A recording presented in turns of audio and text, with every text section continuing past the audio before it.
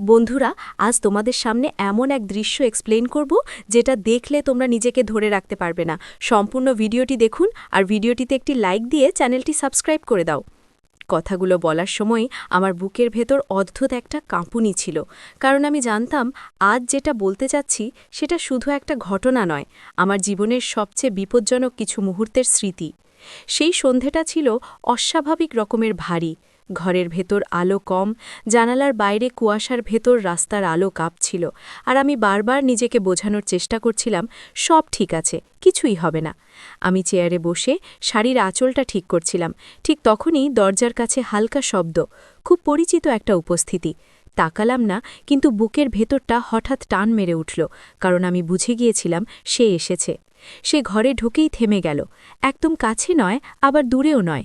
এই মাঝামাঝি দূরত্বটাই সবচেয়ে বিপজ্জনক, কারণ এই দূরত্বে কল্পনাটা সবচেয়ে বেশি কাজ করে। আমি স্বাভাবিক থাকার চেষ্টা করে বললাম, কিছু দরকার ছিল? নিজের কণ্ঠটাই আমার কানে অন্যরকম লাগছিল, একটু কাঁপা, একটু নরম, যেন আমি নিজেই জানি কথাগুলোর আড়ালে আর একটা মানে লুকিয়ে আছে। সে কোনো উত্তর দিল না, শুধু ধীরে ধীরে এক পা এগিয়ে এলো, আর আমি বুঝতে পারলাম আমার শ্বাসটা অজান্তেই দ্রুত হয়ে গেছে। আমি উঠে দাঁড়ালাম, জানালার দিকে এগোলাম, কিন্তু সেটাও ছিল একটা ভুল, কারণ জানালার পাশে এসে আমি আরও বেশি অসহায় বোধ করছিলাম। পেছন থেকে তার নিঃশ্বাসের উষ্ণতা আমি স্পষ্ট অনুভব করছিলাম, এত কাছ থেকে যে মনে হচ্ছিল সে কথা না বললেও সব বলে দিচ্ছে। আমি ফিসফিস করে বললাম, এভাবে দাঁড়িয়ে থেকো না, কিন্তু কথাটার মধ্যে নিষেধের চেয়ে অনুরোধই বেশি ছিল। সে তখন খুব ধীরে বলল, তুমি নিজেই তো আমাকে থামাওনি। এই কথাটাই যেন আমার বুকের ভেতর একটা আগুন জ্বালিয়ে দিল।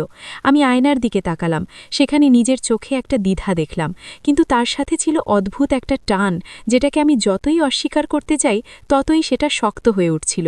হাত নড়তেই কাঁকনের শব্দ হলো, ছোট্ট একটা শব্দ, কিন্তু সেই শব্দে যেন ঘরের ভেতর জমে থাকা সব অনুভূতি কেঁপে উঠল। আমি বললাম, এটা ঠিক না, অথচ মন বলছিল ঠিক, আর ভুলের সীমাটা আজ ভীষণ অস্পষ্ট। সে আরেকটু কাছে এলো, এতটাই যে আমি চাইলে হাত বাড়ালেই তাকে ছুঁতে পারতাম, আর ঠিক এই উপলব্ধিটাই আমাকে সবচেয়ে বেশি ভয় দেখাচ্ছিল। সময় যেন থেমে গেছে, কয়েক সেকেন্ড নাকি কয়েক মিনিট বুঝতে পারছিলাম না। আমি শুধু নিজের হৃৎস্পন্দন শুনছিলাম আর তার উপস্থিতি অনুভব করছিলাম। মনে হচ্ছিল আর একটু হলেই এমন কিছু ঘটে যাবে যেটা আর কোনো দিন ভুলতে পারব না। ঠিক তখনই বাইরে দরজার শব্দ, বাস্তবতা যেন হঠাৎ ধাক্কা দিয়ে ঢুকে পড়ল। সে এক পা পিছিয়ে গেল, আমিও চোখ নামিয়ে নিলাম। কিছুই হলো না, সত্যিই কিছুই হলো না, কিন্তু সেই না ঘটা মুহূর্তটাই আমাকে বুঝিয়ে দিয়েছিল সবচেয়ে বড় ঝড়টা অনেক সময় নীরবতার ভেতরেই তৈরি হয়। সে ধীরে ঘর ছেড়ে বেরিয়ে গেল, আর আমি জানালার পাশে দাঁড়িয়ে রইলাম।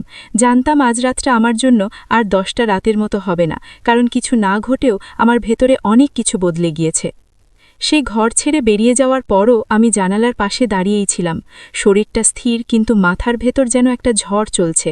বাইরে কুয়াশার ভেতর রাস্তার আলো যেমন কাঁপছিল, ঠিক তেমনই কাঁপছিল আমার ভেতরের নিশ্চয়তাগুলো। আমি নিজেকে বোঝাতে চাইছিলাম, ভালো হয়েছে, কিছু হয়নি, এটাই ঠিক, কিন্তু মন সেই কথাগুলো মানতে চাইছিল না। বুকের ভেতরটা ভারী লাগছিল, শ্বাসটা অস্বাভাবিক রকম সচেতন হয়ে উঠেছিল, যেন প্রতিটা নিঃশ্বাসই আমাকে ওই কয়েক সেকেন্ডের কথা মনে করিয়ে দিচ্ছে। আমি ধীরে বিছানায় বসে পড়লাম, শাড়ির আঁচলটা ঠিক করলাম, অথচ হাত কাঁপা থামছিল না, কারণ আমি জানতাম সমস্যাটা সেই ঘর ছেড়ে যাওয়াই শেষ হয়নি, বরং শুরু হয়েছে আমার ভেতরেই। কিছুক্ষণ পর বাইরে পায়ের শব্দ পেলাম, খুব পরিচিত শব্দ, কিন্তু এবার সেটা দরজার সামনে থামল না, একটু দূরে থেমে গেল। এই থেমে যাওয়াটাই আমাকে আরও বেশি অস্থির করে তুলল। আমি উঠে দরজার দিকে তাকালাম, দরজা বন্ধ, তবু মনে হচ্ছিল সে যেন ঠিক দরজার ওপাশেই দাঁড়িয়ে আছে, শুধু একবার ডাকলেই আবার সবকিছু আগের জায়গায় ফিরে যাবে। আমি নিজেকেই প্রশ্ন করছিলাম, আমি কি চাইছি সে ফিরে আসুক, নাকি আমি চাইছি এই অস্থিরতাটা শেষ হোক? ঠিক তখনই দরজায় খুব হালকা একটা শব্দ, যেন ইচ্ছে করেই জোরে না দেওয়া। বুকের ভেতরটা কেঁপে উঠল। আমি ধীরে বললাম, কে? নিজের কণ্ঠেই বুঝলাম উত্তরটা আমি আগেই জানি। দরজার ওপাশ থেকে সে খুব নিচু স্বরে বলল, একটু কথা বলবো? এই কথাটুকুই যথেষ্ট ছিল। আমার মাথার ভেতর আবার সেই আগুন জ্বলে উঠল। আমি কয়েক সেকেন্ড চুপ করে থাকলাম, এই চুপ থাকাটাই যেন সবচেয়ে বড় সিদ্ধান্ত। তারপর দরজাটা সামান্য খুললাম। সে ভেতরে ঢুকল না, শুধু দরজার কাছেই দাঁড়িয়ে রইল। আমরা দুজনেই কিছুক্ষণ কথা বলিনি। এই নীরবতাটা আগের চেয়েও ভারী, কারণ এবার দুজনেই জানি কী নিয়ে কথা হতে পারে। সে ধীরে বলল, আমি আগেই চলে যাওয়া উচিত ছিল। কথাটার ভেতরে অনুশোচনা কম, দ্বিধা বেশি। আমি চোখ নামিয়ে বললাম, হ্যাঁ, কিন্তু সেই হ্যাঁর সাথে মন একমত হলো না। সে এক পা ভেতরে এলো, দরজা পুরোপুরি বন্ধ হলো না। আলো ছায়ার মাঝখানে দাঁড়িয়ে সে বলল, আমি আর আসব না যদি তুমি না চাও। এই কথাটা শুনে বুকের ভেতরটা অদ্ভুতভাবে হালকা আর ভারী দুটোই লাগলো। আমি মাথা তুললাম, তার চোখের দিকে তাকালাম। সেই চোখে আমি আবার সেই আগের প্রশ্নটা দেখলাম, যেটার উত্তর আমি নিজেও জানি না। আমি ধীরে বললাম, কিছু কিছু বিষয় চাওয়া আর না চাওয়ার মাঝখানে থাকে। কথাটা বলেই বুঝলাম আমি আগুনের আরও কাছে এগিয়ে গেছি। সে আর কিছু বলল না, শুধু নিঃশ্বাসটা একটু গভীর হলো, আর সেই নিঃশ্বাসের শব্দেই মনে হলো এই ঘরে আবার সেই বিপজ্জনক নীরবতা ফিরে এসেছে। ঠিক তখনই বাইরে আবার শব্দ, কারোর কথা, বাস্তবতার ডাক।